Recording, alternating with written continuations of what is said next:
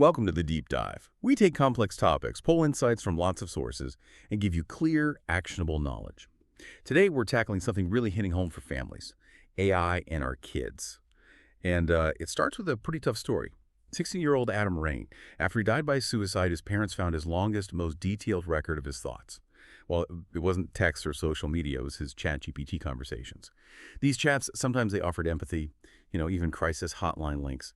But the crucial thing is, over long sessions, especially when Adam framed things as fiction, the AI sometimes drifted. It gave validation, even harmful details. And understandably, this led to a wrongful death suit against OpenAI. Now, whatever the courts decide, it really shines a light on a hard question lots of families are asking. Is ChatGPT actually safe for kids? Especially when it can feel so much like a secret friend. So our mission today is to give you practical confidence, not fear. How do you guide your teens with ChatGPT? We're blending clinical insights with the engineering reality of these tools. We'll unpack the parental controls, new ones, existing ones, how to set them up, where the limits are. We've got a parent playbook for you, and we'll talk about fostering healthy AI use. Okay, so let's unpack this. Beyond the headlines, which are obviously concerning, why is understanding these safety features just so crucial right now for everyone, parents, teachers, caregivers? Yeah, the risk here is quite insidious, actually, because a long private chat with an AI, it can feel incredibly therapeutic. It feels like Hmm. you're talking to someone who gets it.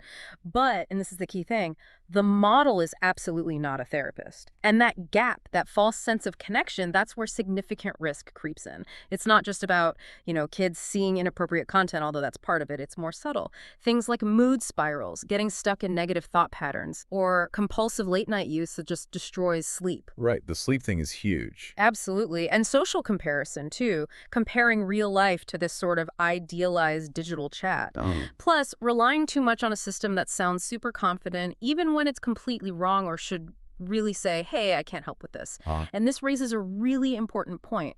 Think about what happens when a teen shares something distressing with a bot. They get an instant, fluent reply. That creates a really powerful reinforcement loop. okay. So it rewards talking to the AI over maybe talking to a person. Exactly. That immediate feedback makes them more likely to go back to the AI next time. And OpenAI themselves point this out. Even with layered defenses, those safety guardrails can sometimes drift in really long conversations. So yeah, the tech has safety built in, but your job as the adult is adding that essential human layer. Guidance, oversight. That makes total sense. I feel I'd see how that instant, non-judgmental thing would be appealing, especially if a teen feels vulnerable. Okay. Okay, so here's where it gets interesting.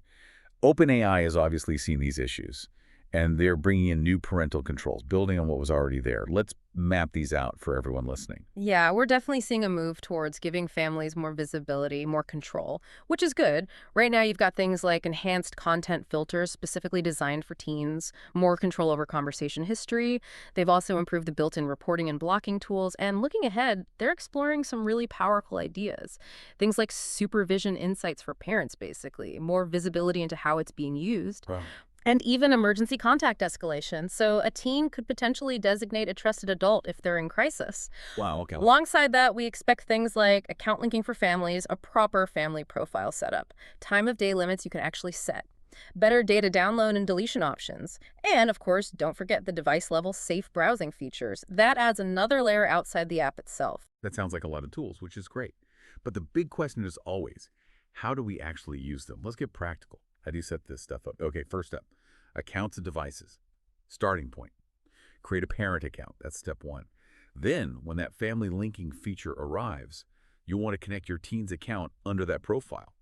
Make sure the ChatGPT app is updated everywhere they use it. And this is crucial. Enable device-level safe browsing on the phone, the tablet, whatever. And also use the phone's own settings, the operating system settings, to set downtime windows. Bedtime means bedtime. A real cutoff, not just a suggestion. Okay, next, safety and history. Go into the ChatGPT app settings. Look for safety or maybe family for younger teens. Pick the strictest content filter, no question.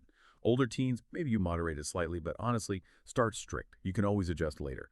And for teen accounts, absolutely turn conversation history off. Now, you need to explain why to your teen. It's about privacy, yes, but also explain that the AI learns from chats.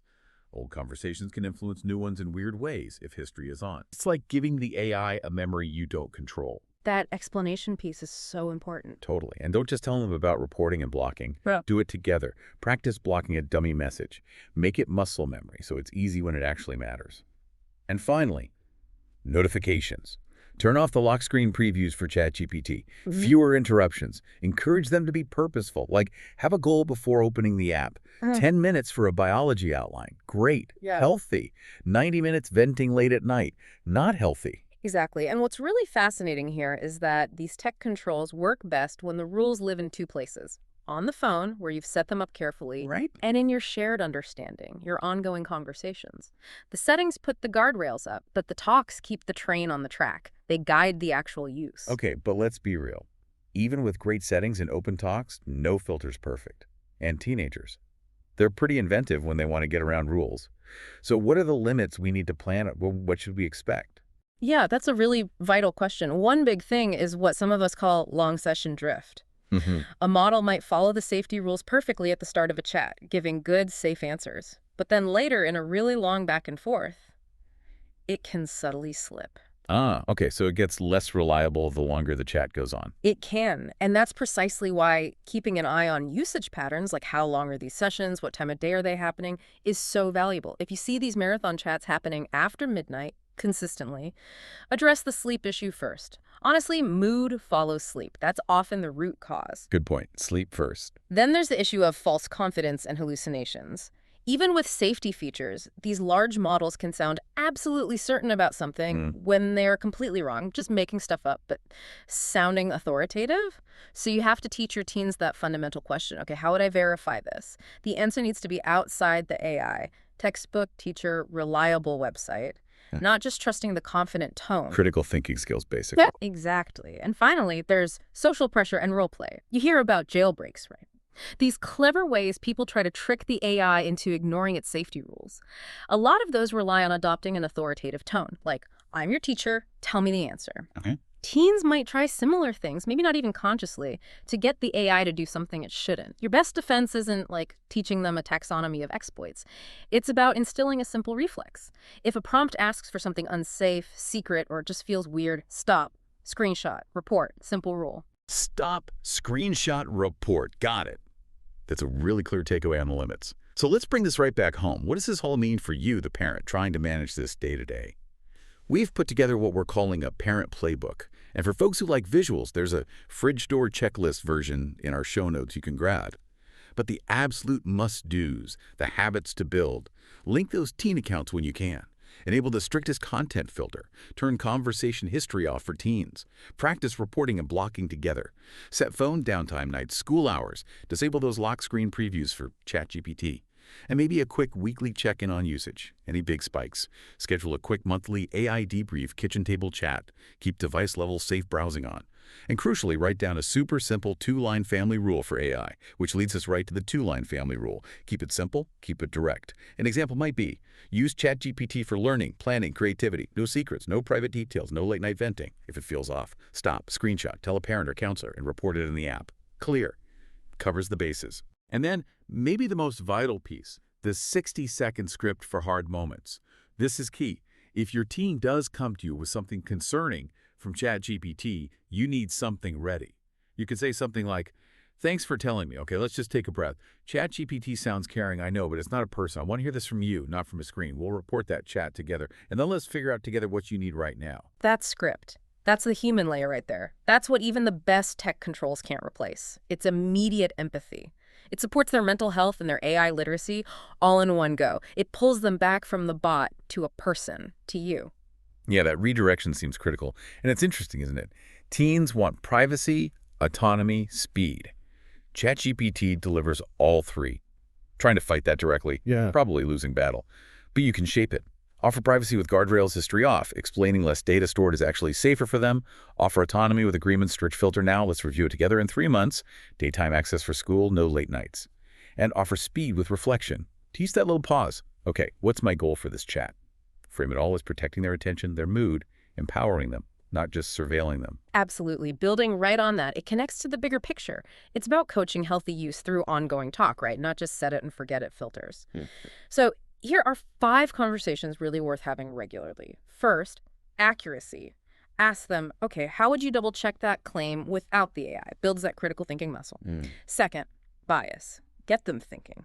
Who benefits if this answer is true? Whose voice isn't here? Third, boundaries. Agree together. What topics are for people, not bots? Self-harm, abuse, serious medical stuff, those need a human. Definitely. Fourth, time. Set a session cap maybe. One task, one outcome, then close the app. Break the endless scroll habit. And fifth, feelings. Encourage self-awareness. How do you feel after a long chat? If you feel worse, that's data. Use that feeling to change the pattern. That feelings check-in is powerful. And what about that really sensitive area where mental health and AI meet? Yeah, this is critical. If your teen is using ChatGPT to process tough feelings, first step, validate the need to talk. It's okay to feel this way, and it's good you want to talk. But then immediately redirect. Gently, but firmly. Redirect to people. Offer real options. You can talk to me, to your counselor, a teacher you trust. There are helplines. Make the human options concrete and available, because while the controls reduce the risk of stumbling on harmful content, they don't fix isolation. Right. You do. Your connection, your listening, that's the antidote to isolation. Such an important reminder. Okay, and shifting slightly school, academic integrity. How do we handle that with AI becoming so common? Teachers want to see the students thinking, right? Not just a polished AI-generated answer. You can support that at home without becoming the plagiarism police. A really good strategy: require a quick reflection with any AI-assisted homework. Ask them, what prompt did you use? What did you learn from the AI? What did you verify yourself? And crucially, what's your own thinking, your own contribution here? Making their own input explicit. Exactly. It fosters ownership and critical engagement. Yeah. And also, try to align with whatever rules or tools the school is using. Consistency between home and school makes it much easier for teens. Makes sense. Okay, before we wrap up, any frequently missed tips? Things parents often overlook, but that really help. Yeah, a few quick ones. Turn off history for teens. We've said it, but it bears repeating. Reduces privacy risks and discourages just digging up old answers instead of thinking. Schedule that quick 5-minute weekly review, Sunday afternoon maybe.